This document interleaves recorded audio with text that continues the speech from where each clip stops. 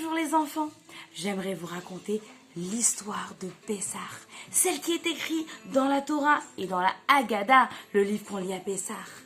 Il y a longtemps, les Juifs habitaient en Mitzrayim, en Égypte. Au début, ils étaient très contents. Ils étaient arrivés avec les 12 pères des 12 familles juives, les 12 tribus. Et ils vivaient dans la terre de Goshen en Égypte. Mais bientôt, ils eurent beaucoup d'enfants. Partout en Égypte, il y avait des Juifs. Les Juifs avaient des enfants, 6 par 6 enfants qui naissaient. Vraiment, il y avait beaucoup de Juifs. Mais le roi Paro n'était pas content. Dit le roi Paro, il y a trop de Juifs. Il faut qu'on fasse quelque chose. Aidez-moi, les gardes. Que peut-on faire pour qu'il y ait moins de Juifs en Égypte? Les méchants gardes lui dirent, Paro, tu sais quoi? Tu devrais dire aux Juifs de venir travailler. Ils vont être tellement fatigués de travailler dur et d'être des esclaves qui travaillent toute la journée sans jamais se reposer et sans recevoir d'argent, qu'ils n'auront plus la force d'avoir des bébés. Ils seront trop fatigués. Paro était d'accord. Il commença à dire, venez travailler. Nous allons construire les grandes villes de Pithom et Ramsès. Et les Juifs vinrent tout de suite aider le roi Paro, sauf la tribu de Lévi. Eux s'occupaient de la Torah et des mitzvot. Les Juifs commencèrent à travailler très dur. Les Égyptiens venaient les aider eux aussi. Le premier jour, même le roi Paro venait travailler avec eux. Ensuite, petit à petit, les Égyptiens s'en allaient. Ça y est, on arrête de travailler. Venez, on laisse que les Juifs. Allez, on arrête de travailler. Et bientôt, il ne resta que les Juifs qui travaillaient très dur. On leur donnait de la paille mélangée à de l'argile et ils devaient faire des briques et construire des villes entières. Et les soldats revinrent avec des fouets pour les taper. Travaillez! Faites des briques! Vous devez travailler toute la journée et ne jamais vous reposer. Vous êtes maintenant nos esclaves. Travaillez et travaillez. Et les Juifs devaient porter, travailler, faire des choses très dures toute la journée. Les Égyptiens étaient vraiment méchants avec eux. Ils ne les laissaient rien faire. Si quelqu'un tombait, eh bien tant pis. Il recevait des coups de fouet et devait continuer à travailler. C'était vraiment très dur pour les Juifs. En plus, le roi Paro avait vu avec ses astrologues dans les étoiles qu'un bébé garçon allait naître.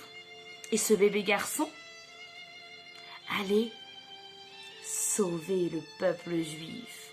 Alors il dit, attrapez-moi tous les bébés garçons qui naissent et jetez-les dans le Nil, le fleuve de l'Égypte. Et comme ça, il ne pourra pas sauver les Juifs. Quel méchant ce roi Paro. Jetez les bébés dans le Nil. Alors les mamans cachaient les bébés, mais les Égyptiens les prenaient et les trouvaient et les jetaient dans le Nil. Heureusement, Hachem envoyait des anges les sauver et les sortir du Nil en cachette. Mais une maman était très triste. Elle s'appelait Yocheved. C'était la femme de Amram.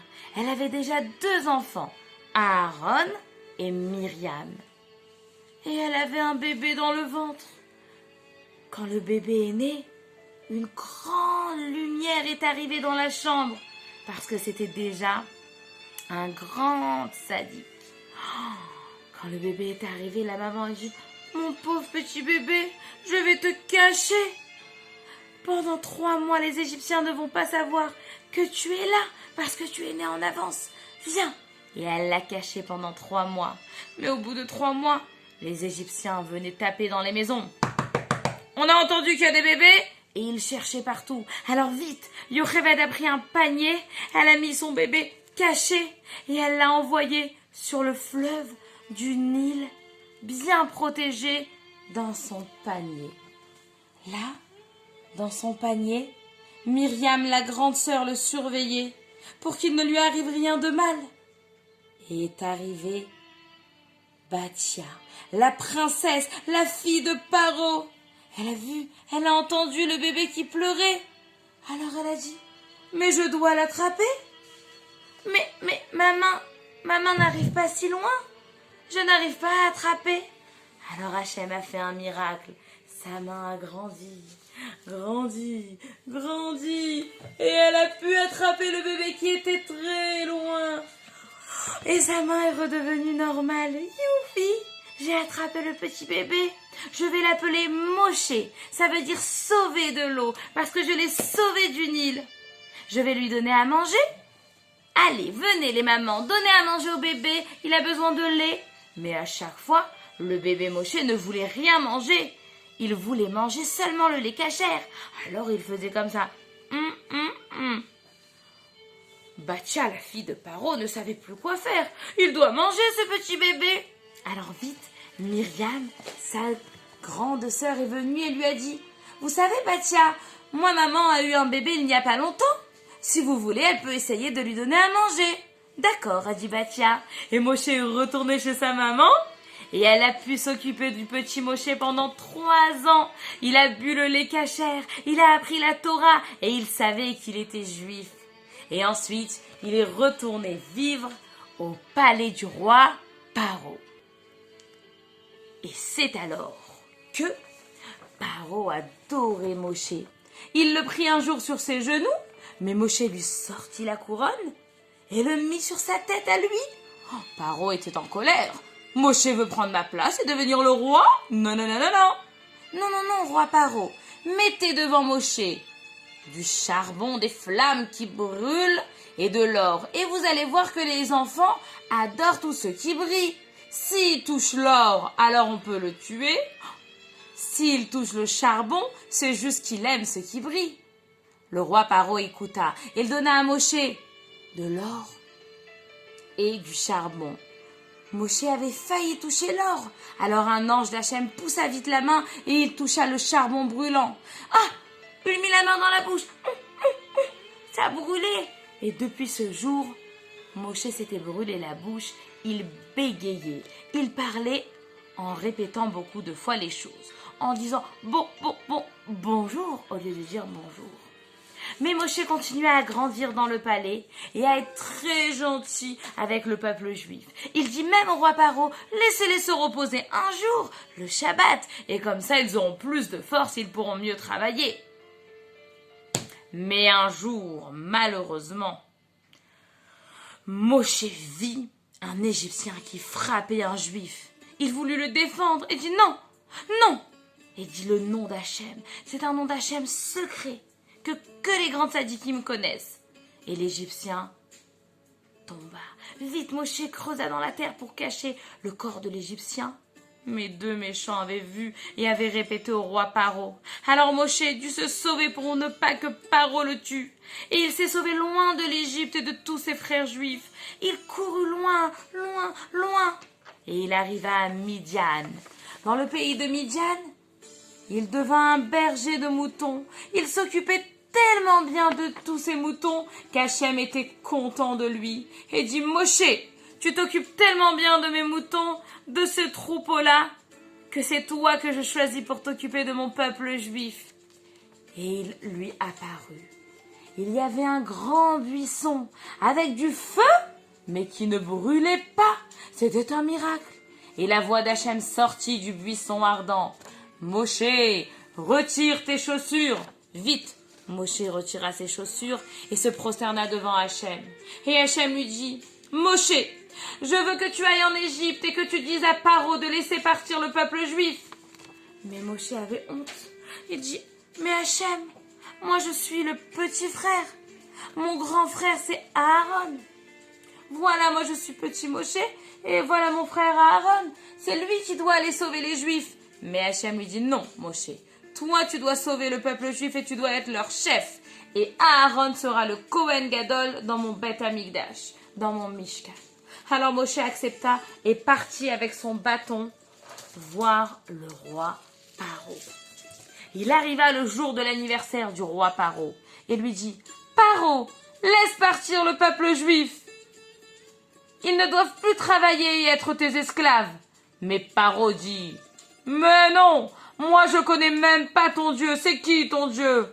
Montre-moi. » Alors Moshe dit « Tu vois mon bâton, Paro? Tu le vois bien? » Et il s'est transformé en serpent. C'était un miracle qu'Hachem avait fait. Mais Paro rigola. Mes magiciens aussi savent faire pareil. Et tous les magiciens transformèrent leur bâton en serpent. Mais là, Moshe attrapa son bâton. Le serpent redevint un bâton. Et le bâton de Moshe mangeait les autres serpents. Mais Paro avait le cœur dur et méchant. Non, non, non! Je ne laisserai pas partir le peuple juif. Vous devez rester des esclaves en Égypte. C'est comme ça. Moshe lui dit, Paro, tu sais, si tu n'écoutes pas, Dieu va te punir. Ah, Aaron. Et Aaron dit, bien sûr, Hachem va le punir s'il n'écoute pas. Il aura les 10 plaies. Mais Paro ne voulut rien écouter. Alors Hachem envoya sur lui les 10 plaies pour punir les méchants Égyptiens et Paro de n'avoir pas écouté Hachem. Et alors commencèrent.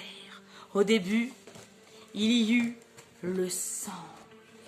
Toute l'eau du Nil devint du sang. Les Égyptiens devaient payer très cher pour avoir de l'eau aux Juifs. Eux avaient de l'eau et eux avaient du sang. Toute l'eau se transformait en sang. Si un Égyptien voulait boire dans le même verre qu'un Juif, lui, il avait du sang et l'Égyptien avait de l'eau. Ensuite, il y eut des grenouilles partout en Égypte. Une énorme grenouille sortit du Nil. Et à chaque fois que les Égyptiens la frappaient parce qu'ils étaient en colère, il y avait plein de grenouilles, de petites grenouilles qui sortaient. Et les petites grenouilles allaient partout, partout, partout, partout, partout. Elles allaient dans les fours, dans les lits. C'était ouïe, ouïe, ouïe, des grenouilles partout. Ouïe, ouïe, ouïe, des grenouilles. Vraiment, ils en avaient marre, les Égyptiens. Mais c'est bien fait pour eux. Ensuite, après le sang et les grenouilles partout, il y eut les poux.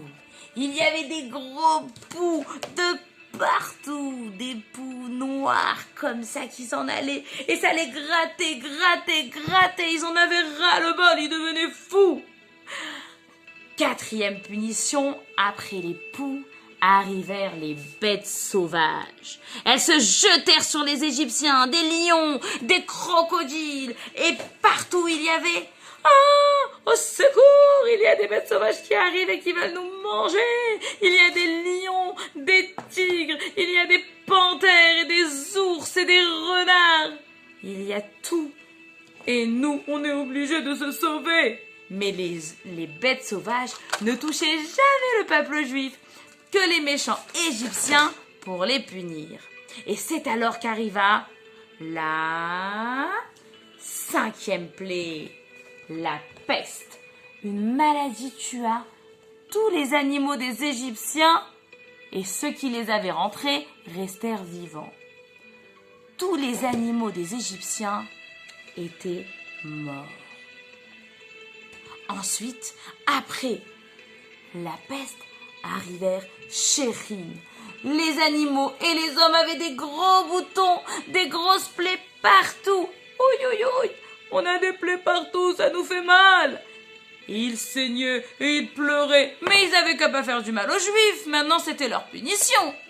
Ensuite arrivèrent la grêle. Le feu et la glace étaient mélangés et tombaient et cassaient tout. Sur les maisons, sur les maisons, la pierre tombait et ensuite le feu brûlait tout. Il y avait la glace et le feu qui avaient fait la paix pour punir les méchants, très méchants Égyptiens. Après les ulcères et après la grêle, arrivèrent les sauterelles. Il y avait des sauterelles partout en Égypte, des sauterelles grosses et volantes, bzz, bzz, qui allaient et qui mangeaient toutes les récoltes des Juifs. Des Égyptiens, pardon. Les Juifs à chaque fois n'avaient rien du tout, seulement les Égyptiens pour les punir. Et alors que là, les sauterelles, il y en avait partout, partout, partout. Eh bien, elles mangeaient tout. Tout ce qu'il y avait à manger, les sauterelles arrivaient et les mangeaient. Et c'est alors les enfants qu'arriva la plaie numéro 9, l'obscurité. Les Égyptiens étaient dans le noir, alors que les Juifs étaient dans la lumière. Les Égyptiens ne voyaient plus rien. Ah, ils ne pouvaient plus bouger. Eh bien, en fait, les Égyptiens, qu'est-ce qu'ils faisaient? S'ils étaient en train de boire, ils restaient bloqués comme ça. Ils ne voyaient pas, ils ne bougeaient pas. Pendant ce temps, les Juifs sont rentrés dans leur maison et ont regardé où étaient cachés les trésors. Ah, je vois des trésors ici. Ah, je vois un trésor là-bas. Et grâce à ça, ils savaient où les Égyptiens avaient caché leur argent. Quand la plaie de l'obscurité fut finie, les Juifs étaient eux restés toujours dans la lumière. Dieu demanda aux Juifs de faire quelque chose de très spécial. Il leur demanda de prendre un agneau et de l'attacher au pied de leur lit. Vous devez garder l'agneau au pied du lit pendant 3 jours, dit Hachem. Et ensuite, voilà ce que vous devrez faire. Vous devrez prendre son sang, le faire bien griller, et son sang mélangé au sang de la Brit Mila, le mettre sur les linteaux des portes. Quand vous allez faire ça, vous allez montrer que vous dites pas comme les Égyptiens que l'agneau c'est un dieu. Non, vous savez les Juifs qu'il y a qu'un dieu c'est Hachem et pas l'agneau. Et puis, quand vous allez faire la Brit Mila, les Juifs, vous allez me montrer que vous voulez être des bons Juifs. Alors, prenez ce sang-là et mettez-les sur les linteaux de votre porte. Et comme ça, quand je vais punir les Égyptiens, moi, Hachem, je sauterai les maisons des Juifs où il y a le sang de l'agneau et de la Brit Mila. Et tous les Juifs ont écouté. Ils ont pris l'agneau. Ils n'ont même pas eu peur des Égyptiens qui n'étaient pas très contents parce qu'ils avaient confiance en Dieu. Et ils ont fait griller l'agneau et mis le sang sur les linteaux de la porte. Et ensuite, ils ont fait le premier seder de toute l'histoire du peuple juif. Ils ont mangé l'agneau grillé, des matzot, du maror, et ils étaient contents. Et c'est alors qu'Hachem a décidé de punir les Égyptiens de la 10e plaie, la dernière plaie. Tous les Égyptiens, les premiers-nés de chaque famille, sont morts. C'est la plaie des premiers-nés. Et dans toutes les familles des Égyptiens, à minuit pile, alors que tous les Juifs faisaient le seder et mangeaient l'agneau et les matzot, les Égyptiens ont crié « Ah !» Parce que il y en avait qui étaient morts, c'était les premiers-nés. Le roi Paro est parti en pyjama. J'ai très peur de mourir, moi aussi je suis un premier-né, le roi Paro. Il cherchait Moshe et Aaron pour leur dire de partir. Alors les Juifs se sont moqués de Paro. Ils sont là-bas. Et Paro courait là-bas. Non, ils sont là-bas. Et ils couraient là-bas. Ils l'ont fait courir de partout jusqu'à ce qu'ils trouvent Moshe et Aaron. Il leur a dit, Moshe, Aaron, partez d'Égypte. Ça y est, je veux plus d'esclaves juifs. J'en ai marre, hein. Partez, partez, partez. Mais Moshe et Aaron ont répondu, non, non, non, Paro. Nous ne sommes pas des voleurs. Nous ne partirons pas au milieu de la nuit. Mais demain, à midi, quand le soleil sera en haut du ciel et que tout le monde verra que c'est Hachem qui nous a sauvés et pas toi. Vite, Moshe dit à tous les Juifs de préparer. Ils n'avaient pas le temps de faire gonfler des matzot. Alors ils ont préparé vite du pain tout plat, des matzot et pas des chalotes pour partir en voyage avec eux. Tous les Juifs ont pris leurs affaires. Ils sont partis voir les Égyptiens et ont dit « Donnez-nous de l'argent parce qu'on a travaillé très dur. » Les Égyptiens ont dit « On n'a pas d'argent. » Et les Juifs ont dit, si, dans ce tiroir, on sait qu'il y a de l'argent. Parce qu'ils avaient vu dans la plaie de l'obscurité. Et les Égyptiens étaient obligés de leur donner. Alors les Juifs sont sortis très heureux, avec leur maman, leur papa, les papis, les mamies, les animaux, et tout le monde est sorti d'Égypte en chantant. Ainsi nous sommes sortis de Mitzrayim, le bâton à la main et la ceinture au rein, la matzah sur le dos, nous partons le front haut. Ainsi nous sommes sortis de Mitzrayim. Et c'est comme ça qu'ils sont sortis très heureux et très contents. Et ils ont marché dans le désert pour aller recevoir la Torah et aller en Israël. Mais bientôt, les Égyptiens étaient en colère. Pourquoi on a laissé partir le peuple juif? On aurait dû les garder, on n'a plus d'esclaves. Alors Paro, le méchant, il a dit, venez, on va tous les poursuivre, prenez tout l'argent qui vous reste, tous vos bijoux, vos boucles d'oreilles, votre gros collier en or, vos couronnes, mettez tout ce qu'il vous faut et on va sortir et aller chercher les Juifs dans le désert. Et les Égyptiens ont pris leurs chars, leurs chevaux et ont commencé à courir derrière les Juifs. Les Juifs avaient déjà bien avancé et ils étaient devant la mer. Oh, quelle belle mer! Mais là, c'était la catastrophe. Ils se sont retournés et ont vu que les Égyptiens arrivaient derrière eux. Devant eux, il y avait la mer très profonde, ils ne pouvaient pas traverser. Alors, ils ne savaient plus quoi faire. Hachem a dit, mes Juifs, Moshe, mets ton bâton dans l'eau et avancez. Et quand Moshe a mis son bâton dans l'eau, la mer s'est ouverte en deux. Et les murs de la mer sont tenus tout droit et les Juifs ont pu traverser la mer. Vite, vite, vite! Tous les Juifs ont traversé la mer pendant toute la nuit. C'était le 7e jour. Et ils ont traversé la mer et Hachem a fait plein de miracles. La terre était sèche, il y avait plein d'arbres pour manger, ils pouvaient boire, tout était magnifique. Et il y avait même la colonne de feu qui les éclairait et qui les réchauffait. Et à ce moment-là, les Égyptiens ont dit, nous aussi on va aller. Et ils ont couru derrière les Juifs. Quand le dernier Juif est sorti de la mer, le dernier Égyptien est rentré dans la mer. Et là, Dieu a décidé de refaire tomber sur les Égyptiens toute la mer. Et les Égyptiens, ils se sont noyés dans la mer. Oh! Et bien fait pour eux, ils ont tous été punis. Dieu, il a fait sortir toutes les richesses des Égyptiens et il les a mis sur le rivage. Et les Juifs, ils sont partis ramasser. Ils ont dit, mais c'est magnifique. On a plein d'or, plein d'argent. Un tambourin. Et c'est alors que les femmes, elles ont dit, mais il faut qu'on remercie Dieu. Il a tué les méchants Égyptiens. Et nous, il nous a sauvés, il nous a rendus riches avec tous leurs trésors. Et les femmes, avec Myriam, elles ont pris les tambourins et elles ont commencé à danser. Az Yashir Moshe Uvene Israël. Et ils ont fait une chanson. Les femmes, elles savaient qu'Hachem, il allait les sauver. Alors elles avaient pris leurs tambourins. Et les hommes aussi, ils ont chanté. Et c'était la fête dans tout le peuple juif. Merci Hachem, tu nous as ouvert la mer, tu nous as sauvés.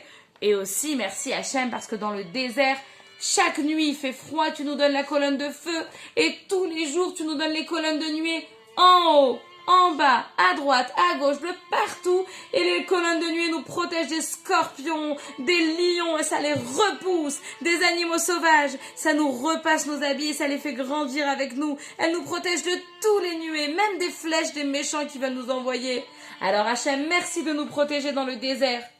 Et bientôt, il n'y avait plus de matzah à manger. Il n'y a rien à manger dans le désert. Mais ne vous inquiétez pas. Hachem a fait tomber pour tout le peuple juif de la manne qui est tombée, qui pouvait manger. Et la manne prenait le goût de tout ce qu'on voulait. Ça, c'est l'histoire de Pessah, les enfants. Et c'est pour ça qu'on fait la grande fête de Pessah pour remercier Hachem de nous avoir sauvés et sortis d'Égypte. On n'est plus des esclaves, on est libre de faire la Torah et d'écouter Hachem, notre Dieu. Merci Hachem. Joyeux Pessah.